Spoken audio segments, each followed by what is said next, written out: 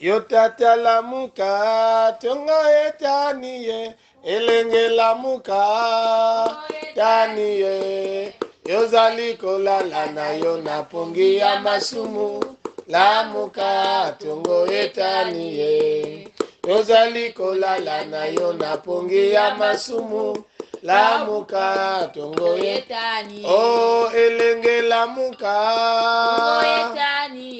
elenge lamuka taniye yozali kolala na yo na pongi ya masumu lamuka tongo etaniye yozali kolala na yo na pongi ya masumu lamuka tongo etani lamuka lamuka lamuka tongo etani ozala na mbeto telema telema telema vumbuka kifulu ngeikele ngevuana na mfulu ngevuana mutini kote ngeikele mena kilokola ya ngebanda journée na kati ya lusamulu ni naina kuzwa position me kudelakana pour que okota na tengo ya mabondeli ni wana nzambe asali ngolu mokolo lelo tozali le 5 janvier 2022 ngolu na tata nzambe ngolu na tata na wana tozali kobanda liyangani ya tongo ya lelo ya mabondeli na kombo ya tata mwana pe molimo mosantu.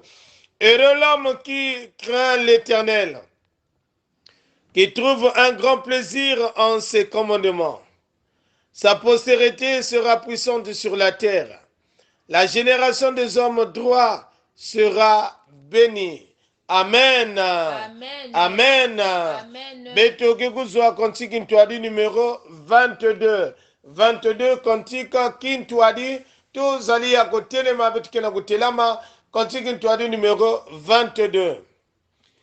Tukembelela nzambi kuzule vandanga o mfumu eto wampwenya maunche yalanga kavange ngenti yezulu kwangolo kwanzitumbe tukembelela nzambi wa ukatuzole o tukembelela nzambi o ukutuzolanga kaika eto andi o kutubanza katuma Yesu Kristo kafwa mukumaketo tukembelela nzambi wa ukatuzolele tukembelela nzambi mambo tevanganga kwantima vele lampekazo ya mambiko entima mieto myambi iyandi usukulano tukembelela nzambi wa ukatuzolele o tukembelela nzambi tuzolanga kampe imuna nanzile zulu tuzolo kwendela enzambi bitata nkundi kozolo tunata tukembelela nzambi wa ukatuzolele bika beto kusambila sikwa yange zangula yange zituso yange nzambia betu ya nkembo ya moyo ya zola na inangeme kusadila beto tongeke na kusala na nani diaka iname kufuanana na kutambula nsitusu na nkembo kana singeve nzambia beto ubungina lokumu ndendembe siko kuka na nzela ya kukumisa yo masia tuyiko mipesa mobimepa na yo lingoma esili kososola ke oyo asili kosala nde esali ko yazala mosika na yo nzambe mbindo ya kokanisa motema oyo asili kokanisa elobeli nzambe esili kopesa yo esengo te ni wana atima bolongo nzambe na se na kondima na kosenga pana yo limisa sokola baya yo sokola lingoma nzambe ezalisama pembe. Il n'y a pas un autre Dieu qui a le pouvoir de dire tes péchés te sont pardonnés, lève-toi et va. Si ce n'est pas toi, il y avait notre Dieu. Et donc ce matin, nous voulons écouter ce mot, nous voulons écouter cette parole en disant, lève-toi, prends ton lit et va. Tes péchés te sont pardonnés. Éternel, après nous avoir miré, après avoir pleuré avant notre Dieu, reconnaître, Éternel, ses torts, nous savons que c'est l'attitude que tu attendais des âmes, que tu attendais de ton peuple. Nina nzambi kembo soa, mutini wetume kuzaba na makelika nyonso, betume sala kiminu, kengeme lemvokila, toti elika nzambe, kosili kolimisa bampate na yo, na komo na nzambe na bomo, tosili kobondela. Amen. Amen. Amen. Amen. Ba tata na ba mama, lokola tozali kaka ya kotelema, ni na nzela wana tozali koloba ngingoma na nzambe ya mbote na betwe mbote ya betwe tozali kotobela koyaka malamu banda ba oyo bazali na bisika mosusu na bamboka mosusu bisika oyo ezali na bakontinent oyo bozali ezala kuna na amerika na eropa na asia na oceani na afrika mobimba biso nyonso nde bana na tata nina betumetubila beno na makelika nyonso diambu ya ngizulu ya mbote et sans plus tarder ngizulu ya mbote pe ya kengenga na bakongolais to congolaise nyonso bifulu benu kele au fin fond de notre pays beto kena kuzodila beno ngizulu ya mbote pe na bisielo ya nzambe mutini betukele awa na le couple Sita, donc le couple de l'évangéliste Sita, mutini betukele awa beto pe beto metuba beto kwisa na giyengi ya mfumu nzila mosi na bisielo nyonso ya paroisse ya Mayangi bisielo ya dibundu ya samu ya mbote na bamabundu ya kaka na biso nyonso tolobi toyaka na biso tikete tata nzambe biso pe asalela biso ya koleka. Yoka kuna na likolo banzelu bakoyemba Yesu kolo na bomo. Yoka kuna na likolo banzelu bakoyemba Yesu kolo na bomo. Sengo mingi banzimi na mokili Sengo mingi na likolo Deko nyonso tokumisa mokonzi Yesu nkolo na bomo Yoka kuna na likolo banzelu bakoyemba Yesu nkolo na bomo Yoka kuna na likolo banzelu bakoyemba Yesu nkolo na bomo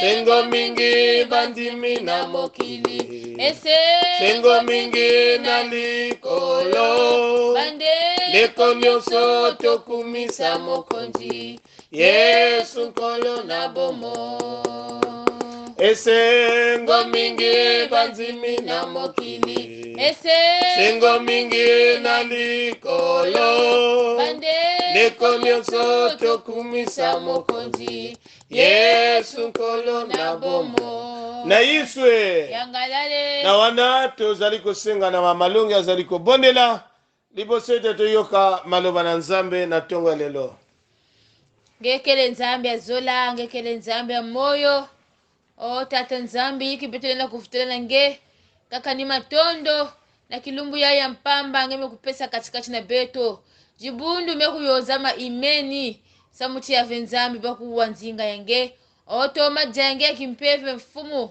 nikuna na kilokola yaye bika chitata nzambi nzinga yange kuwakana samuti a travers nzinga yange mfumu jibundu ke kutambula dunia kusu nikuna ya venzambi na kilokola yaye chibika chipi mpeve vina ke kutuma naka luzulu yange ve ya kukatukila beto ya kuona ntama kote ina babantu keleve na kilokola yaye betu zula kuwa kaka nzinga yange betu zula kutela kaka presence yange samu chitata nzambi nge kina lulendo ya batangu nyonso oshikwisa ya venzambi kubieka mambu yayi samu chingekele nzambi mbiyekolo na kumba Yesu Kristo betu kusambila mchindu ina amen amen amen amen dibundu dionzamane mambu wabasi o bazolele tambula tata ubavanamo dibundu dionzamane mambu wabasi o bazolele tambula tata ubavanamo o tata dibundu dionzamane sikimisaba mochia tansilulu o tata dibundu dionzamane sikimisabantu mochia tansilulu dibundu dionzamane dena mufyetogoso ngolo za jipepe ba ubesivingila zibalenda siamina dibundu dionzamane dena mufyetogoso ngolo za kipepe ba ubesivingila zibalenda siamina o tata dibundu dionzamane sikimisabantu mochia tansilulu o tata dibundu dionzamane sikimisabantu mochia tansilulu miongo mibatombokele mpasisi badiatidi o benaye mpwila munwa tata ubasibudila miongo mibatombokele mpasisi badiatidi benaye mpwila munwa tata ubasibudila o tata dibundu dionzamane sikimisabantu mochia tansilulu o tata dibundu dionzamane sikimisabantu mochia tansilulu bankaga bedivutukisa kumanima kubatu mubyambu bya mikembo myanza kabale ninungako bankaga bedivutukisa kumanima kubatu mubyambu bya mikembo myanza kabale ninungako o tata dibundu dionzamane sikimisabantu mochia tansilulu o tata dibundu dionzamane sikimisabantu mochia tansilulu matondo beto kena kuvwanda na ntangu yayi mambo ya nzambi ina mekupesa mana beto nina kele na nkande ya iya ya Filipi na kikapu ya nana kibuku ya ivoire kikapu d'abord ya iya kibuku ya nana te ya ivoire. Philippiens au chapitre 4 le verset 8 et le verset 9. Philippiens au chapitre 4 le verset 8 et le verset 9.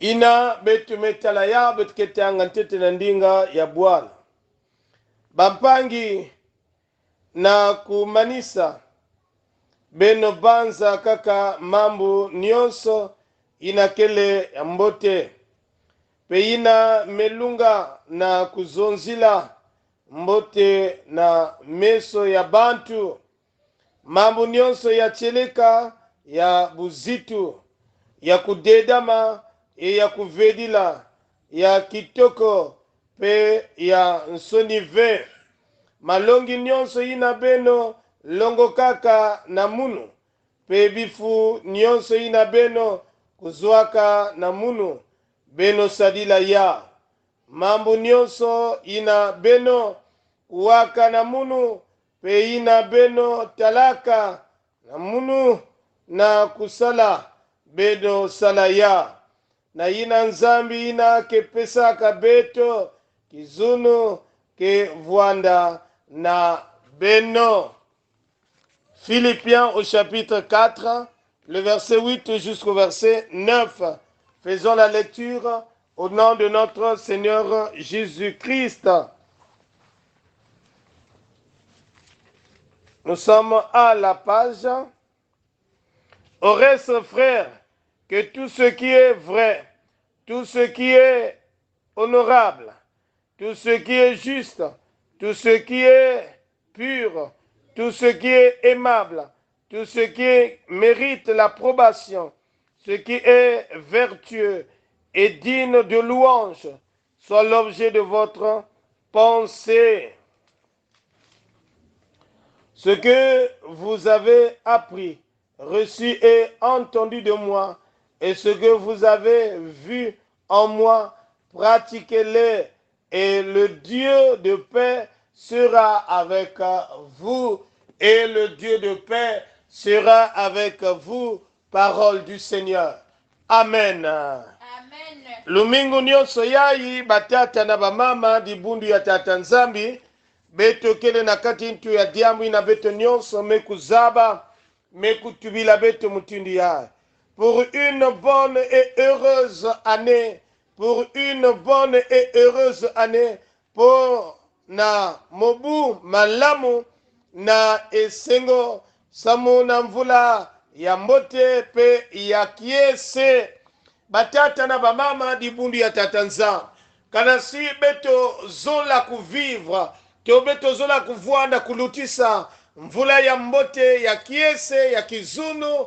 Il y a de ces critères, de ces conditions que nous devrons respecter. Si réellement nous voulons vivre une année de bonté, une année paisible, une année de joie, il y a de ces recommandations, de ces critères que nous devrons respecter pour que nous puissions vivre selon la vision de l'Éternel et que nous puissions passer l'année en paisibilité. Kanasi betozola na nyonso muti lokola tosili koyeba loba ezali nde na makambo oyo tokoko sala ko respecte ezali na makambo oyo tokoko leka te nde totambola na nzela wana pour que tomona mobu ya malamu tomona mobu ya ma et donc mobu ya malamu tosili koyeba moto na moto esika azali na bana esika azali na libota esika azali kosala bisika ni bisika oyo bato basili kosangana oyo balobi nde moto alingi ko alekisa mobu ya malamu alingi alekisa mobu ya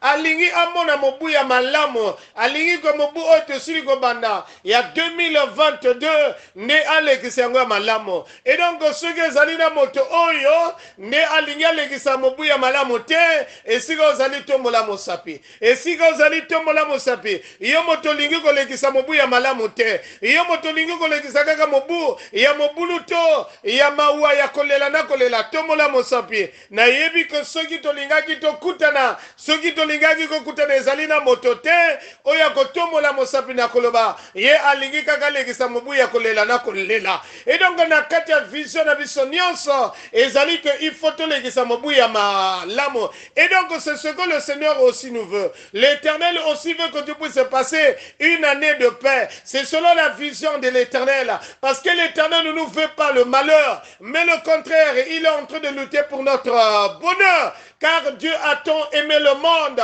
il a donné son Fils, afin que quiconque croit en lui ne périsse point, mais qu'il ait la vie éternelle. Et donc dans cette vie qui est éternelle, il y a le bonheur, il y a la paix, il y a la paisibilité, il y a la réussite, il y a beaucoup de choses là-dedans. Nina conditioni ya l'apôtre Paul, qui n'a coupé sa nedibundi ya Philippi, conditioni oyo ne tuma Paulo, azali coupé sa lingomba ya ba Philippe ye asili koloba koko kanisa kaka makambo ya malamu. Si nous voulons passer une année de paisibilité, de paix, nous devrons penser à tout ce qui est bien. Beto kulanda ina nyonso kusalila kuyindula mambo ya mbote kuyindula mambo ya beto kuyindula ina kele mambo ya mbote kana sibeto zola kulutisa mvuto mvula ya kiyenge ya kizunu beto yindula mambo ya mbote beto yindula mambo ya ina mekutanga mambo ya.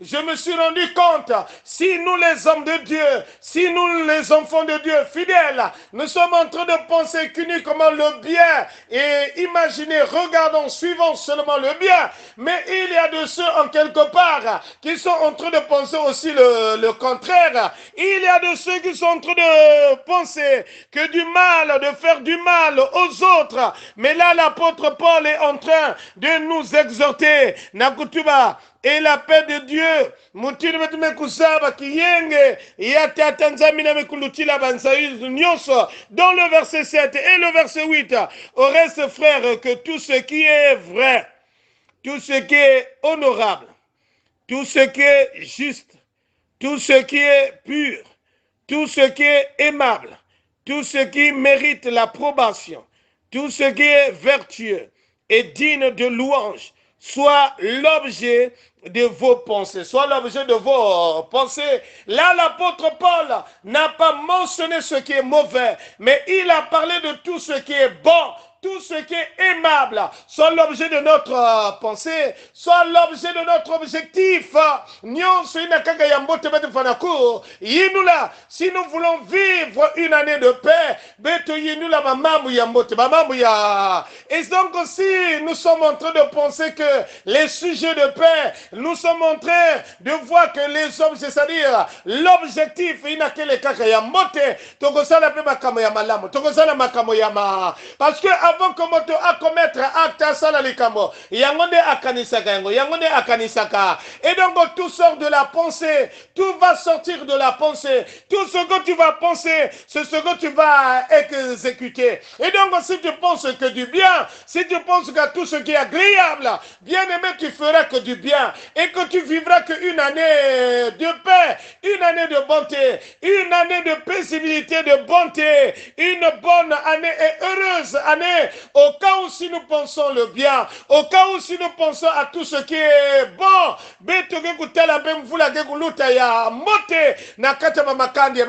On ne parlera plus de la division, on ne parlera plus de la souffrance des orphelins, on ne parlera plus de la mépris des veufs ou orphelines ou orphelins, et donc on n'en parlera plus, parce que nous sommes en train de penser uniquement du bien pour les enfants laissés par nos frères, nos aïeux, du bien par les enfants laissés. Et donc celui qui raisonne le bien, celui qui pense le bien, il récolte aussi le bien. Mais au cas où si tu penses que du mal, sache-le que tu vas récolter aussi le mal. Kana singeke kuyindula kaka mambo ya imbi zaba yao kengeke kutambula pe mambo ya imbi, me kana singeke kuyindula kaka mambo ya mote ngeke kutambula pe mambo ya mote. Et le verset 9, m'écoutez-moi, ce que je vous ai appris, reçu et entendu de moi, et ce que vous avez vu en moi, pratiquez-le, et le Dieu de paix sera avec vous. Et donc là, l'apôtre Paul, c'est comme un témoignage que les fidèles de Philippe doivent suivre. Il est un témoignage, il est ce boussole que les chrétiens de Philippe doivent suivre. Il a bien précisé. Nyonso oyo sili komona nanga ya malamu, nyonso oyo na sili kosala bomoni ya malamu, lolenge na sili kotambola, bino pe botambola lolenge wana. Et donc comme nous le disons, tel père et tel fils, et donc il y a de ceux qui sont en train de se dire, il y a de ceux qui se disent, il y a des temps, faites ce que je vous dis, mais ne faites pas ce que je suis en train de dire. Et quand nous sommes ainsi, on devient un mauvais moniteur. Quand on se met à voir, parce que mais attention, non, là l'apôtre Paul, ce qu'il fait, c'est ce qu'il dit. Il est l'homme des actions concrètes. Il réalise, c'est-à-dire ses paroles. Le Christ aussi, c'est ainsi. Quelle était sa vérité? Et il marchait aussi dans la vérité. Tu ne peux pas dire que tu es un enfant de la vérité, mais en quelque part, en voyant tes comportements, il n'y a pas la vérité en toi. C'est pour cela que l'apôtre Paul veut, que l'église de Philippe puisse le ressembler, les fidèles puissent les ressembler. C'est comme Christ. Christ veut qu'à tout moment, nous puissions nous ressembler. Et donc, ceux qui sont avec le Christ, ils marchent avec le Christ. C'est là où l'apôtre Paul, dans sa vision, ce n'est plus moi qui marche, mais c'est le Christ qui vit en moi, qui marche en moi. Une nouveauté de vie. Pour passer une année merveilleuse, il faudra que nous puissions vivre selon le témoignage de Jésus. Isu yani vuanda kana kinseteve. Isu yani vuanda kana time mive pe yani kena time mive. Et donc ba ina nyonso zola kulutisa ane ya mbote bafona kuvana pena inti na tima ya imbi ve. Mais soki tozali motema likunia, motema ya mabe, tokolekisa mobu ya malamu te, parce que mabe ebota kaka nde mabe, mabe epesaka kimia te. Comme notre Christ est un Dieu de la paix, et donc nous qui sommes en train de le suivre, nous devrons le suivre dans la paix, nous devrons être porteurs de la paix. Bantango nyonso bete fana kunata kiyenge, bete fana kunata kiyenge, mutiri yiso kele nzambi ya kiyenge. Ah, nous savons que nous avons beaucoup de jours bilumu mingi kena kuvingila beto na kati ya montania mebika nzambi kupesa beto ngolo nzamba pesa biso makasi pour que tolegisa mobu ya malamu tigeke ye moko nzambe apamola liloba oyo akoba kokotisa biso batango nyonso lokola tolobaka na mozindo ya likambo. Amen. Amen. Tonda kwa mfumu wena wambote, tonda kwa mfumu kadile mbwani usikila. Tonda kwa mfumu wena wambote, tonda kwa mfumu kadile mbwani usikila. Bika beto banso tovo babo, bika beto banso tovo babo, tonda wena wambote, kadile mbwani usikila. Tonda wena wambote, kadile mbwani usikila. Bika ba milongi babo babo, bika ba biselo babo babo, bika ba dibundu babo babo, tonda ewe na wambote, da kwa mfumo kadile mbwani usikila ngantanguza zo. Bika na ntangu yayi beto kusambila nzambi ya beto ngeke nzambi ya kinkulungwa, nzambi ya beto ngeke nzambi inake kusuka kave ozali ebandeli pe suka te matondi na maloba oyo sili kote ya biso oyo sili koloba na biso nzambe na ndembe oyo tozali kotalela kaka yo na ntango oyo na mobu oyo na likambo oyo ekangami na kati ya temo oyo nina kotalela moto mosusu te me kotalela nde yo yo nzambe na bolamu, yo nzambe oyo alongolaka motema ya botutu, motema ya mabe, motema ya lokunia, motema nyonso oyo ekanisaka nde makambo mabe, yo moto olongolaka ngo. Nina ntango oyo nzambe sima motema elenge oyo ya tata oyo ya libota oyo makanisa ezala kaka kopikama na kokanisa nde makambo malamu ya mabe te, ya kobwakela bampanzila bandeko te, ya kobwakela bambasu na bandeko te, ya kobwakela biloko mabe na bandeko te, me nzambe ya kotalela kaka nde yo pour que mokili na biso bamboka na biso nzambe ekota na kati ya kimia oyo mokili apesaka te. Ndeme esili kokoka sembola loboko na yo nzambe, sembola loboko oyo ekangolaka okoba kokangola bayayo matondi nzambe tosili kopesa baprojet ya mobu oyo na maboko na yo, que toi tu sois le premier qui doit guider avec notre Dieu nos intentions. Pourquoi pas nos projets élaborés pour l'année 2022.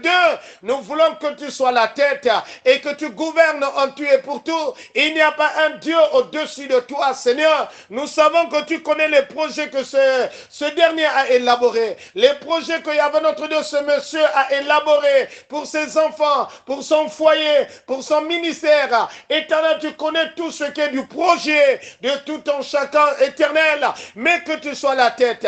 Matondo nzambi ya beto na kilokola ya beto mezaba kendunguni kele. Bieka sakumuna na tuadi sana kumuna geis nzambi ya moyo beto mesambila mutinina. Amen. Amen. Lingoma na nzambe tozongise matondi na biso nyonso.